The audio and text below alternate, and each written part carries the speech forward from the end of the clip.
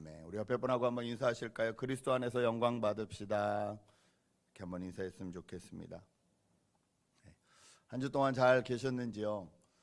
아마 지난주 가장 큰 이슈는 대통령 선거이셨을 것입니다. 미국의 정치는 치열하게 싸우다가도 이제 승패가 갈리고 나면 또 승복하고 같이 어우르는 일을 했는데, 이번엔 그게 좀 오랜만에 또 깨지는 모습 같아서 조금 아쉽기도 합니다. 뉴스를 보니까 자기와 다른 후보를 찍었다는 이유로 아들이 엄마에게 결별을 선언했다는 뉴스를 들었습니다. 더 이상 내 엄마가 아니다. 너무 착각을 하고 있는 것 같아요. 정치는 사람이 살기 위해서 하는 건데, 정치로 인해서 사람이 갈리고 있다면 이것은 문제가 있는 것입니다. 어떤 분들은 이번 선거 결과를 너무너무 걱정을 하시고, 또 어떤 분들은 너무너무 감사를 하십니다. 그러나 이 선거는 걱정할 일도 또 너무 감사할 일도 아닙니다. 왜냐하면 이 선거는 인간들이 하는 것이기 때문에 그렇습니다. 저희는 최선을 다하려고 노력을 하지만 어떤 선거도 또 어떤 정당도 하나님 나라의 뜻을 다 이루지 못합니다. 물론 이제 진보 세력이 너무 차지하게 되면 하나님의 말씀에 반대되는 일이 더 많아질 거다, 우려가 큽니다. 사실 그럴 겁니다. 교회적으로는 좀 어렵고 힘든 일들도 더 많이 생길 겁니다. 그러나 또 기억해야 될 것은 그 세상 가운데 하나님이 하시는 일들을 저희가 바라보게 될 것이라는 것입니다. 진보주의가 되면 아무래도 성경적인 가치관과 다른 일들, 동성애 문제라든지 여러 가지 문제들이 부딪힐 수 있습니다. 그러나 또 보수주의가 되면 이민 정책이라든지 또 여러 가지 것들도 또 부딪힐 수 있습니다. 여러분, 이것도 저것도 올바른 것 그리고 더 맞는 것이란 없습니다. 사람들은 그때 자기의 형편에 따라 정당을 지지하기도 합니다. 비자가 없는 분들은 분명히 민주당을 많이 지지할 거예요. 이제는 비자가 좀 있고 미국에서 좀 어떤 살만한 안전된 사람들 입장에서는 또 공화당을 지지할 수도 있어요. 그러나 조금만 생각해 보면 그때 달라질 수 있다는 거예요. 이게 인간이 하는 정치의 한계입니다. 대통령이 바뀌어도 미국이 처한 상황이 더 좋아진다라고 말할 수 있을까요? 저는 그렇지 않다고 생각합니다. 경제적으로 군사적으로 전 세계에서 가장 강대국이었던 이 나라가 양극화 현상과 대립의 골이 점점 심해져서 정말로 치유가 필요한 때가 되었습니다. 대통령이 성경을 말하면서 이제는 힐링할 때라고 말을 했는데, 정말 힐링할 때가 되기 위해선 그 대통령과 정당이 무엇을 해야 되는지 먼저 깨달아야 될 때이기도 합니다. 하나님의 말씀 없이 힐링이 일어날 수 있을까? 다시 하나 될 수 있을까? 저는 쉽지 않다고 생각합니다. 미국뿐만이 아니라 전 세계의 상황들이 그렇습니다. 점점 좋아지지 않고 점점 힘들어집니다. 여러분, 여기서 미국에서 얼마나 사셨는지 모르겠지만 아마 20년, 30년 더 오래 사신 분들은 기억하실 겁니다. 옛날보다 임금은 올라갔는지 몰라요. 시급은 올라갔는지 몰라요. 그러나 그때보다 더 잘 살던 시대가 되었나? 결코 그렇지 않을 겁니다. 물질적으로만 그럴까요? 그렇지 않습니다. 정신적으로도 여러 가지 면에서 점점 더 어려운 나라가 되어 가고 있습니다. 미국뿐만이 아니라 전 세계가 그렇다는 것. 여러분, 저희가 이것을 기억해야 됩니다. 2000년 전 데살로니가도 마찬가지였습니다. 지도를 한번 보실까요? 지난주 말씀드렸듯이 데살로니카는 저 마게도냐 위쪽에 있는 두 번째 교회가 세워진 곳이었죠. 저기는 마게도냐의 중심지이기도 했습니다. 바울은 지금 저 아래에 있는 아테네 옆에 있는 고린도에서 1년 반 머무르면서 이 데살로니카 쪽에 편지를 2번 썼다고 말씀드렸습니다. 첫 번째, 그 교회는 3주에서 3개월밖에 안 된 아주 신생교회였는데 그들이 믿음, 소망, 사랑을 잘 지켰고 복음 가운데 굳건히 서 있었다는 것에 대해서 칭찬하는 편지를 보냈죠. 근데 이번에 두 번째 보낸 편지는 뉘앙스가 좀 다릅니다. 왜냐하면 그 지역이 아주 풍요롭고 그 당시에 가장 전 세계를 다스리는 가장 선진국, 가장 강대국이라고 말하는 로마의 자유도시로 인정받는 곳이었음에도 불구하고 그곳에는 환난과 핍박과 어려움이 아주 많았습니다. 첫 번째, 큰 흉년이 있었습니다. 이 흉년에 대해서 대처할 수가 없었어요. 아무리 큰 나라라 해도. 뿐만 아니라 이제는 로마의 황제들이 점점 이상하게 돼가지고, 옛날에 로마는요, 황제가 죽고 나면 죽은 황제를 신으로 이렇게 올리는 그런 문화가 있었는데, 이제는 살아있는 상태에서 나를 신이라고 인정해라, 이런 황제들이 나오기 시작했어요. 그것에 반대하니까 핍박과 환란이 시작됐어요. 데살로니가 교회인들이 믿음, 소망, 사랑에 복음의 굳건히 서서 지금 돌아가는 일을 보니까 예수님이 마지막에 오실 때와 같은 일들이 일어나는 거예요. 그런데 무슨 문제가 생겼냐면, 그 데살로니가에 있는 성도들이 생각하기엔 이제 곧 예수님이 오실 거니까 이제는 우리가 더 이상 세상 일을 해서는 안 된다라고 생각을 했어요. 이것을 요즘 말로 시한부적 종말론이라 그러죠.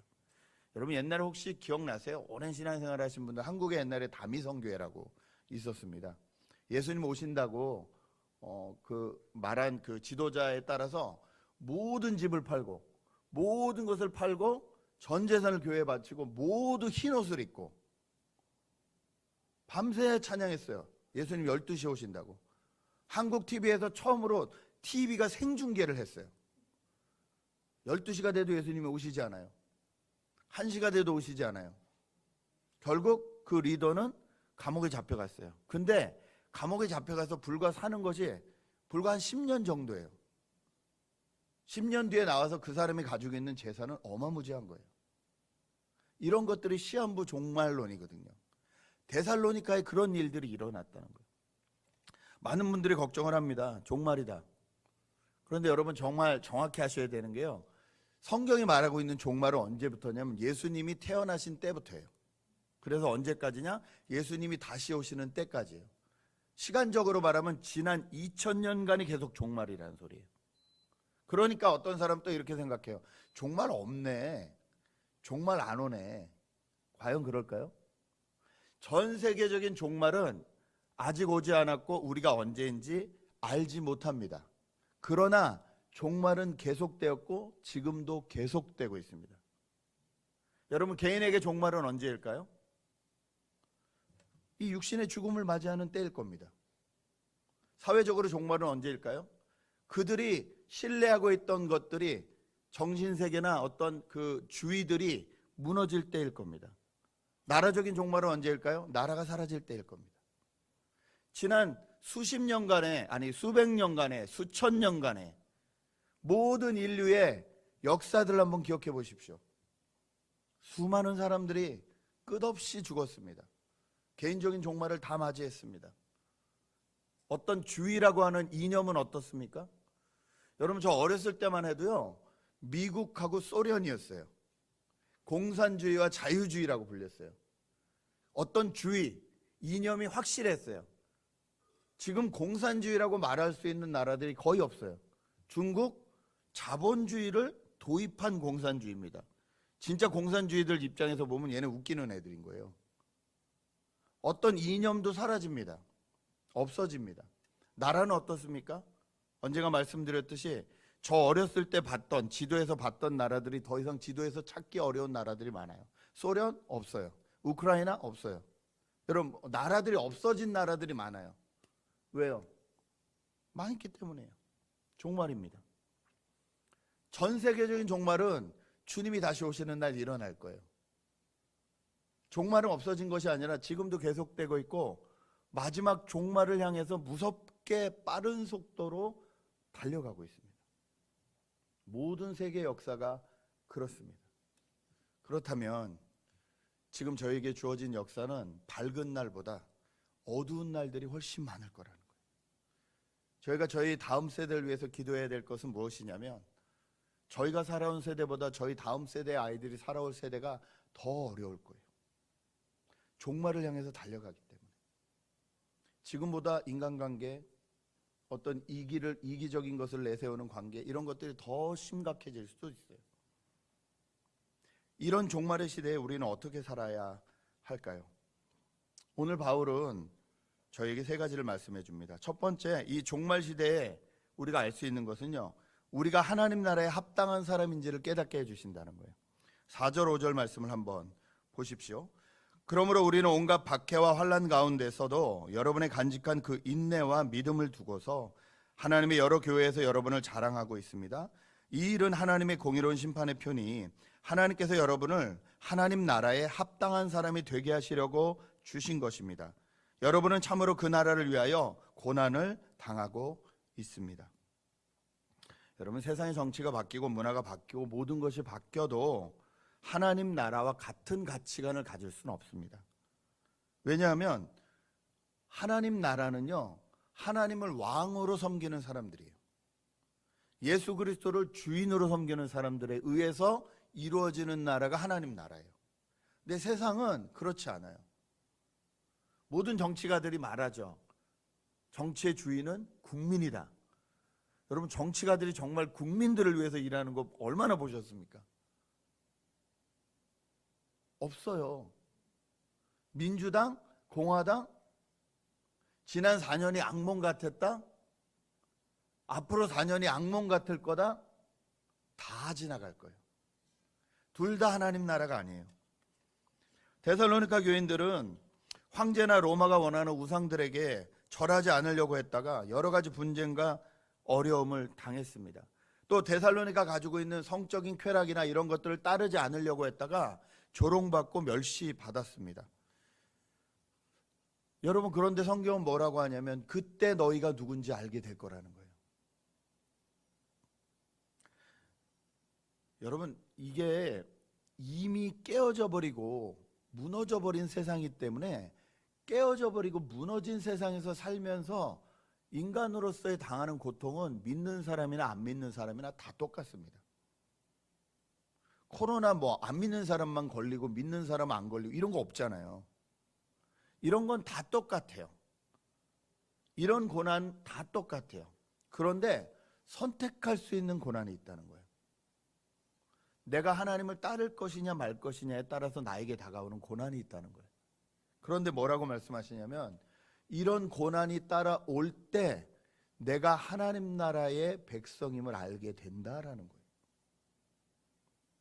거꾸로 말하면 내가 이 땅에 살면서 그런 고난이 임하고 있지 않다면 이 땅이 흐르고 있는 이 정신세계나 어떤 영적인 세계를 그대로 따라가고 있다면 나에겐 고난이 없을 거라는 거예요.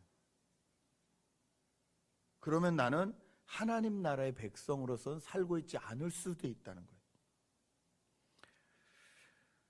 진짜 이 땅을 회복하고 고칠 수 있는 사람들이 누굴까?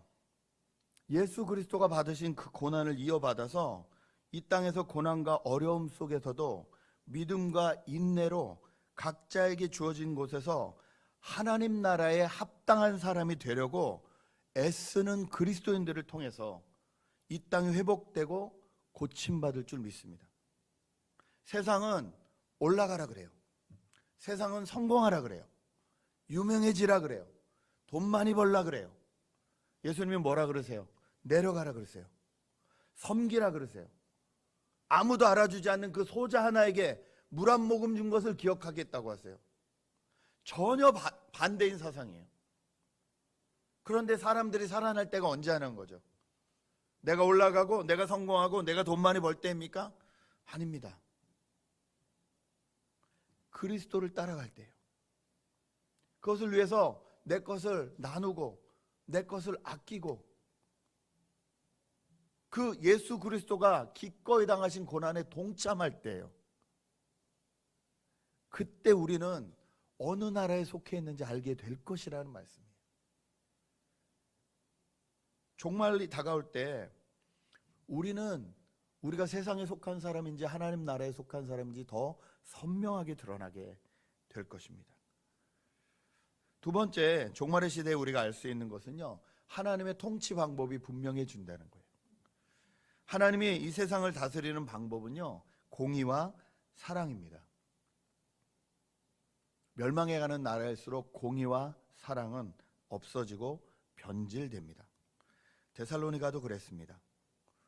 로마의 황제 권력 앞에 공의는 사라졌습니다. 아부하는 사람들만 있었고 눈치 보는 사람들만 있었습니다. 사랑이라는 이름 대신 쾌락이라는 이름이 그 자리를 차지했고 음란을 당연시했고 그것이 사랑인 양 그렇게 대접을 받는 시대였습니다. 그런데 하나님은 이런 세상에서도 하나님의 공의와 사랑으로 이 땅을 다스리시겠다 말씀하시는 거예요. 6절부터 여러분 한번 보십시오. 6절부터 제가 읽겠습니다. 하나님은 공의를 베푸십니다. 여러분을 괴롭히는 자들에게는 괴로움으로 갚아주시고 괴로움을 받는 여러분에게는 우리와 함께 안식으로 갚아주십니다. 이 일은 주 예수께서 자기의 권능 있는 천사들과 함께 하늘로부터 불꽃에 쌓여 나타나셔서 하나님을 알지 못하는 자들과 우리 주 예수의 복음에 순종하지 않는 자들을 처벌하실 때에 일어날 것입니다. 그들은 주님 앞과 주님의 권능의 영광에서 떨어져 나가서 영원히 멸망하는 형벌을 받게 될 것입니다.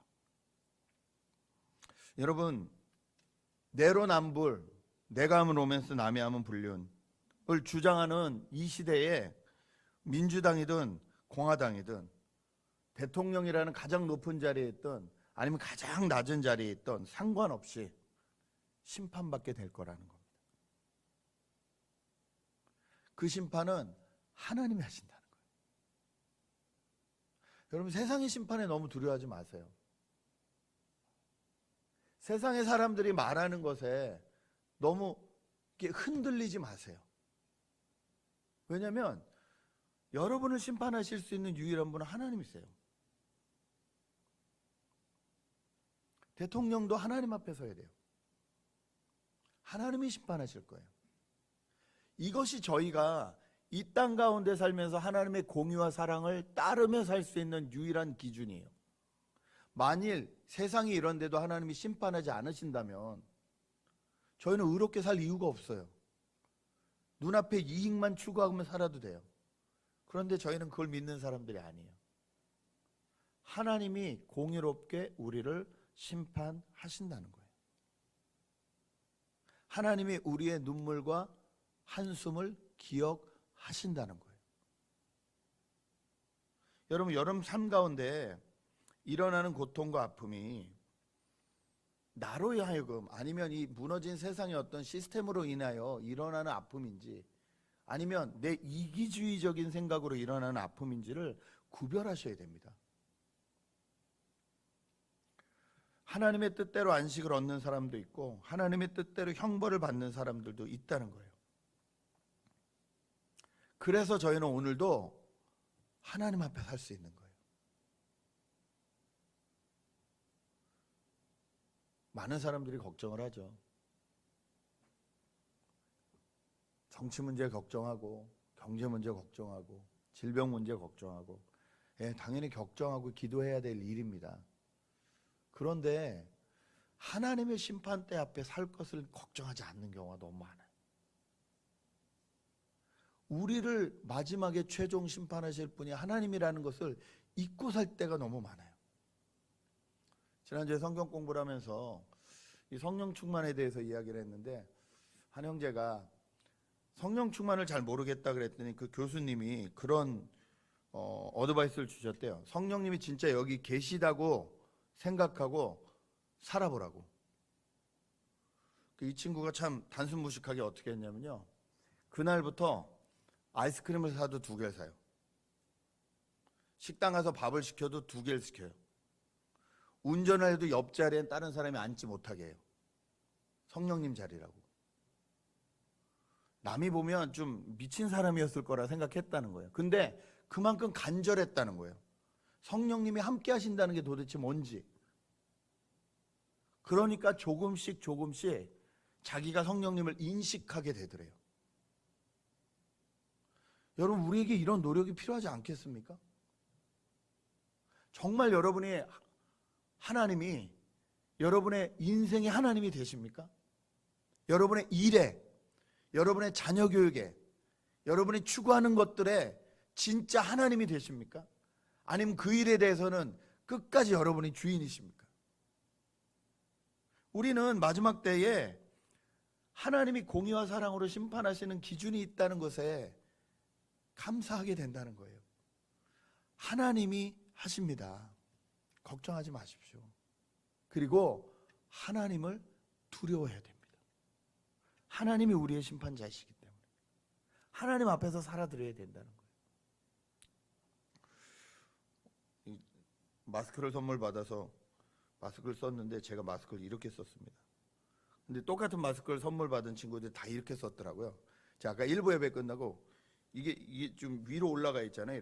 이렇게 써야 된다고 막 그랬더니 아닌데 여기 이렇게 쇠가 이렇게 들어 있어서 이 부분이 코로 가야 되는데, 근데 저는 모양이 이렇게 돼야 된다고 굳건히 믿고 내가 맞다고 계속 주장하고 있는 거예요. 사람이 이렇게 안 변해요. 그리고 자기가 옳다고 생각해요.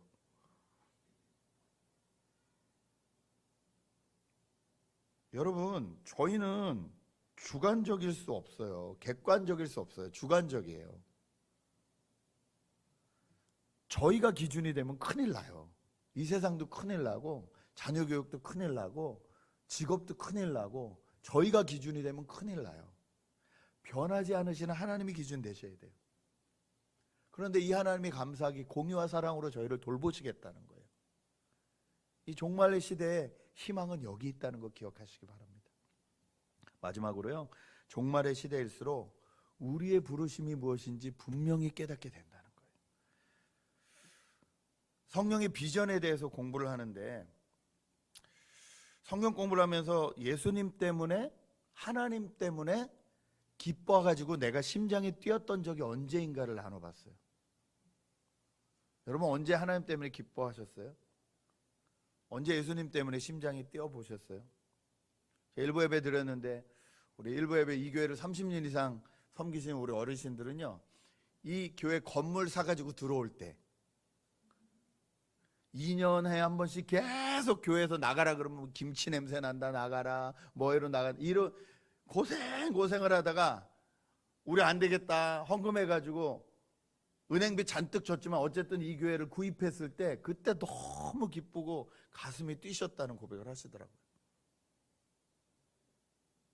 하나님을 위해서 우리가 뭔가 하고 있다는 생각이 들 때 가슴이 뛰는 일들이 있으실 거예요. 그런 경험 해보셨을 거예요. 그런데 그게 언제냐는 거죠. 지금도 뛰고 계시냐는 거죠. 이 일을 하면 하나님이 기뻐하시겠네? 그 일 때문에 내가 심장이 뛰고 있냐는 거죠. 믿는 사람들 중에서도 하나님은 항상 하나님이시니까 뭐든지 나한테 해주셔야 되는 분이라고 생각하시는 분들이 계세요. 물론 하나님은 하나님이시죠. 인간에 대해서 뭐든지 해주실 수 있는 분이시죠. 그런데 적어도 저희가 하나님을 아버지라고 섬기고 있다면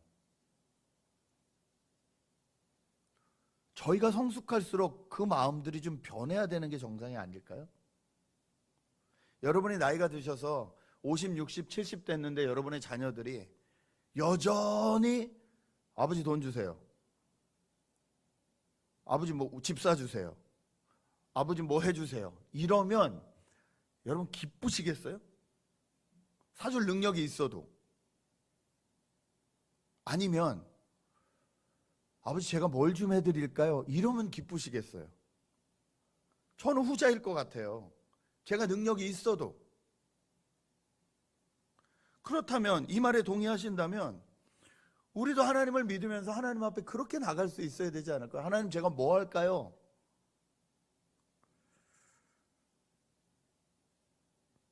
바울은 이렇게 말하고 있습니다. 11절 12절을 같이 읽었으면 좋겠습니다.